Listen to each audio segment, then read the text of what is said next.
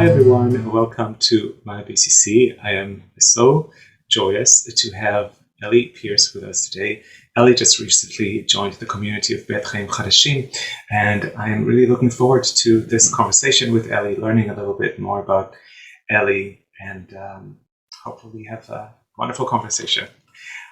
And so I was wondering if there are a couple of things that you would like to share with us that you'd like us to know about you.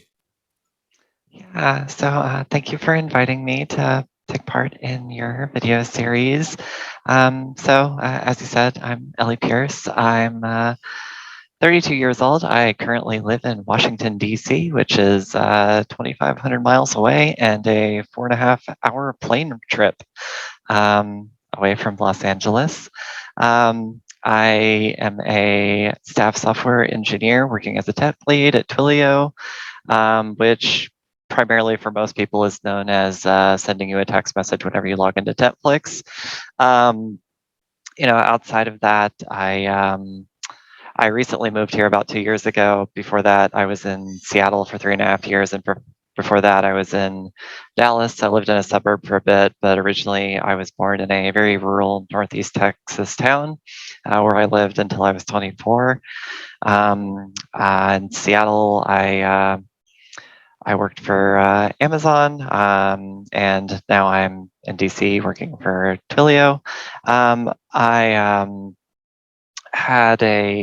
In Seattle, my main hobbies were doing roller derby. Then COVID happened, and you can't really do roller derby because of COVID. So I started riding a motorcycle since I moved to DC. So that's kind of my COVID-friendly hobby.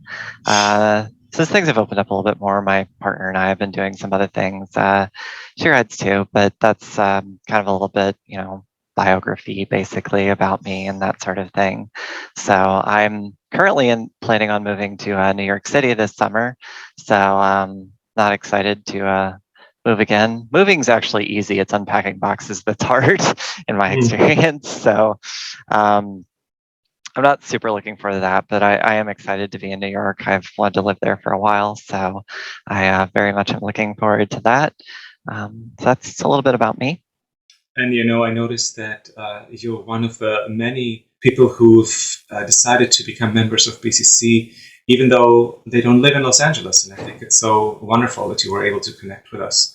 I wonder along those lines if you can tell us a little bit what prompted you to join BCC. Yeah, so it's really interesting because the first time I joined a BCC Shabbat Zoom call, I was still living in Seattle, so the time zone wasn't quite as onerous, but I had a friend that I had met on a professional networking platform, and she and I had started a conversation unrelated, and she had mentioned that she was going to join, and I had started kind of just asking some questions. For context, I was raised Christian, pretty conservative. It was evangelical. I don't know if it was necessarily conservative by design or if it was more conservative as a reflection of just kind of the socio-political climate of where I was in rural Northeast Texas. So I attended like a, conservative evangelical church for probably a good 24 years. And then I moved out of my parents' house, moved to a Dallas suburb, and then moved to Seattle. I was pretty non-religious for most of that time. Seattle is a very non-religious city, so like it's pretty easy to just have that slip to your back of your mind. But I was invited, and coincidentally, it was also Rabbi Jillian's first day around July 4th. It was her first Shabbat. So I joined, and there was kind of a period of I just kind of kept attending because it was very interesting to me. And I had a lot of conversations with my friend, asking, oh, well, what's this? What's this? Why do you do this? Why are we doing that? And, I just kind of kept attending. And, eventually I had I had sent a message to Rabbi Jillian just saying like, hey, this is who I am. I'm not actually Jewish, but hey, I'm enjoying coming. And, we had some conversations, and, I have kind of a concept of like, shopping for churches in like a Christian context. But for me, the only synagogue, shul, and Jewish experience I have has been wholly shaped by BCC. it's a conversation that I sometimes I've had with people, not that often, but other kind of Jewish friends, and my understanding of Judaism and my understanding of what Judaism is that of a very liberal, reform, queer synagogue. And joining BCC, like, that's very much it's a commitment to say, yeah, I'm going to join this. I'm going to become like a dues paying member because I firmly believe in what this synagogue is about, what this stands for, what I feel I have like a very strong relationship with this, and it's something that I kind of want to formalize and be a part of and have that kind of symbolic tie there. I really, really, love the community at BCC. I've met a lot of wonderful people from there. I've met very supportive people. I've met people that were very, interested in, what I thought and how I felt in my background.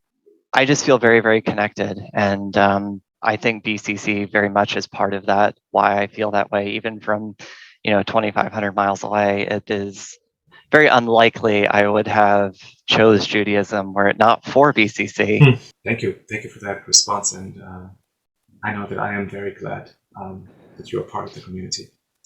I wonder if there are some highlights throughout your time with BCC since becoming part of the community that you can think of and share with us. A very big highlight was getting to take part in my conversion Be'etin. I read a lot before I even started talking to Rabbi Jillian, because that's something I very much enjoy. And it's, going back to kind of the previous conversation, it's something that I very, very, very much love about Judaism, is just how much study and learning is part of it. My faith in Judaism is that for me, this is right. Before that, though, I think probably the memory that stuck out the most to me was my first High Holy Days with Rosh Hashanah and Yom Kippur. Obviously, I was in a really, really rough place there. Everyone was. I was in the middle of a job that I didn't like at all. I was in the middle of a job that treated me poorly. I was in Seattle. I was in Capitol Hill in Seattle. I was 2 blocks away from the CHOP. There was all this George Floyd stuff going on. I had been tear gassed in my apartment at least once or twice, just living there. I wasn't even outside.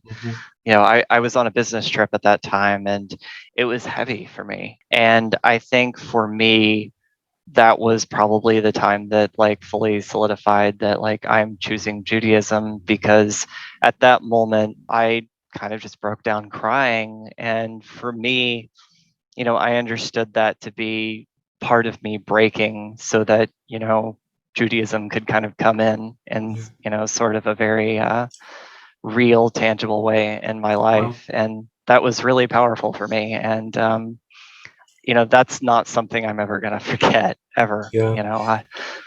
It sounds really powerful, and I like the image of your act of crying being an act of welcoming in, opening a door. Use the word, if I'm not mistaken, breaking something, but I see it rather as a way of just opening, allowing. You touched a little bit about what keeps you connected to your faith and your sense of awe and wonder in the world. And perhaps if I can, sharpen the question just a little bit, what keeps you connected to a sense of awe and wonder and faith in a world that right now is so fragmented and disconnected, metaphorically as well as quite literally? Yeah, so it's a conversation that I've had in many different contexts with people. I was born in 1990. I didn't really come out or understand my queerness in any real meaningful way until, I don't know, 2015 or so. Obviously, there's all that nascent stuff that builds up, and you understand it now in hindsight, but certainly I didn't then. I don't remember the AIDS epidemic. I don't really remember a existence before even Oberfeld versus Hodge. For me, marriage equality has been my entire queerness. Mm-hmm. I don't know necessarily, like, I don't have an understanding for necessarily of, all the necessarily the even harder times that happened before within the queer community, within, the US globally, and, specifically within the queer Jewish community. Rabbi B'nai Lapi mentioned that, you couldn't go to rabbinical school if you were gay. Like, you had to be, like, she went back in the closet. And, I am sure that's a narrative that many, many, many people would tell. I don't know that experience, but at the same time, there is something to be said that we are still struggling. There is certainly inequality. There is, my experience in rural Northeast Texas as a nascent queer person is fundamentally different than that of mine in Seattle or DC, or what it would have been, what it will be like in New York City. And what happens in those sorts of spaces is, and I don't want to make this sound like it's necessarily a good thing, because I don't think it is, but at the same time, those struggles kind of bring us together, and that makes it so much stronger. And, going back to the first thing we talked about, it is probably part of the reason why my community connection to BCC feels so incredibly strong. And, maybe even more broadly, the connection within BCC from its, members to itself.